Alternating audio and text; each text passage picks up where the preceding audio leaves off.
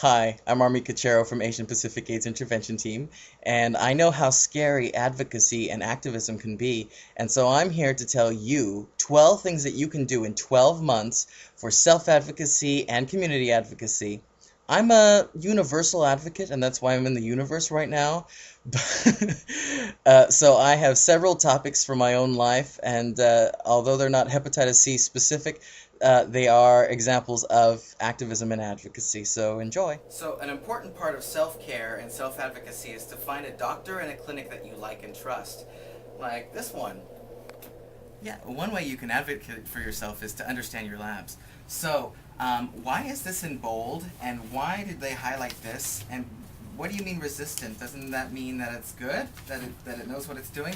And I'm not sure why the bone density is like this, and then why are these in bold? Does that mean that they're extra good? Well, And educate yourself. Educating yourself will make you surely know, and if you're sure of what you know, then you'll be rest assured about surely knowing, and that's assuring.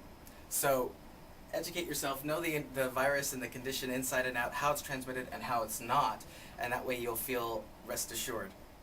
You can also get support by getting one-on-one therapy or counseling. So what's happened since the last time we met? And get support from your friends. Make sure you're eating right. Try to find a good nutritionist. White.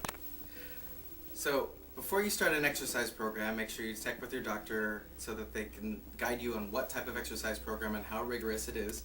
I know it's annoying, but that way you're not putting yourself in any danger. I personally like yoga.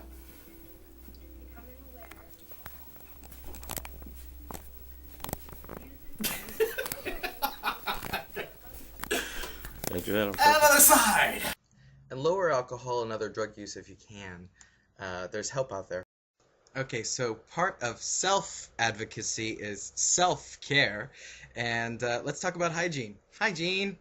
You can lower your chances of getting skin infections like staph by bathing regularly and covering up your cuts with bandages. You can lower your chances of getting a cold or flu by washing your hands before you cook or eat, and washing your hands after you use the restroom or after playing with a pet. So, and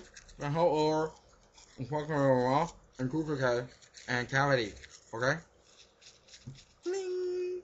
So, by regularly, I mean regular, not necessarily for you, unless you're already brushing your teeth twice a day and flossing once a day and washing your hands before you eat or cook and washing your hands after you play with a pet or use the restroom and bathing once a day at least. So that's what I mean by regularly. So while we're talking about hygiene, I thought I'd pop in practicing safer sex. Practice safer sex. And get checked regularly for STDs or STIs, which are sexually transmitted infections. If regularly for you isn't 6 months, then get tested every semi-annual sale, which is January through July. That's 6 months right there. Okay, so that was self-advocacy. Now let's look at community advocacy, starting with media.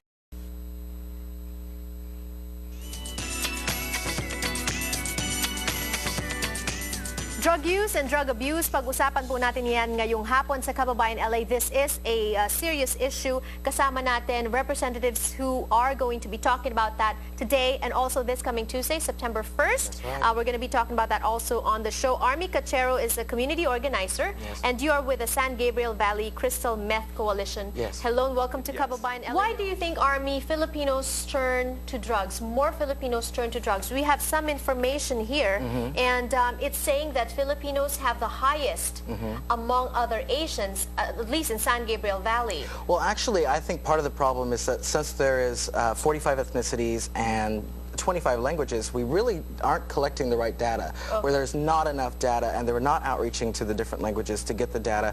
Plus, there's not direct interpretations for crystal meth. So I think that there's plenty of people who are doing crystal meth and don't realize it, whereas Filipinos are in a unique situation where they speak English, and so they would understand the information about crystal meth and are more likely to get help. Right.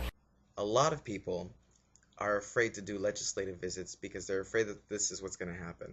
that they're going to be targets. But in reality, it's something more like this: that they get to tell their story, that the spotlight is on them, and that they get to influence legislators and give them the ammunition to fight for our causes. Hi, I'm here with Assemblymember Anthony Portantino, and we're here. Where are we today? We are at City of Hope Hospital in the great 44th Assembly District for the state of California. And what's the event that you're putting on today? Today is my third annual AIDS Action Summit. We try to promote a greater fundamental understanding of HIV, how it affects particular communities of color, talk about some strategies to stop prevention and help people live productive lives for HIV. This is a great event. Thank you so much for putting this on. As a legislator, what is the best way to contact you about health issues and to get health issues that are important to us to you? Well, first of all, Army, I have to say you do a great job. Every event I go to, you come up and you're advocating and you're doing your thing, and you can't be shy. Oh. I think that's the most important thing. We work for the residents of our district. We work for the residents of the state of California. So it's totally appropriate for activists, for people who care about an issue, to corner us at public events, to call our district, to call us at home. My philosophy is it's the role of the activists to make the elected officials do better. And that's your role, and it's our role to try to do our job to the best of our ability. So to the extent you interact with us on a personal basis, that's the best. To the extent you find out who our deputy is on a particular issue, obviously if it's a healthcare issue, you work with our healthcare deputies on the specifics. But just be an aggressive advocate for the things you care about. And as you know, you are part of the second largest AIDS advocacy group in the state. Yes. Country. In the country. Maybe even the world. So you're doing some good things. So thank you. Thank you for your time. Absolutely. There you go. Hero shot. I don't know how to My name is Cachero, and I'm a Filipino American living with AIDS. I actually found out that I was HIV positive 4 blocks from here at the Gay and Lesbian Center on my lunch break from Victoria's Secret at Hollywood Highland. And yeah, gay. So and I went on my lunch break, and from there they took me by the hand and they took me to a case manager, a social worker, and made appointments for me for crisis counseling, for confirmatory tests, for my doctor, for treatment education, and for the medications years thereafter. I have not infected anyone, and I am undetectable now, and I'm on medications now, and those are all federally funded programs.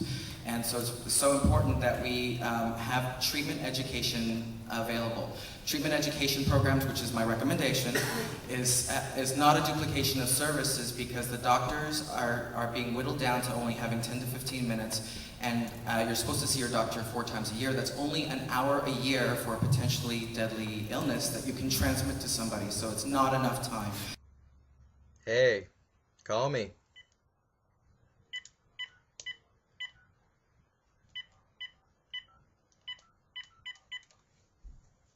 I'm calling the governor. Now, if you're like a lot of people who are afraid to talk to people just because they get so nervous, you can always do a letter writing campaign, and you can do it either writing to the editor, you can write to friends, you can email friends, you can do social networking or social networking site.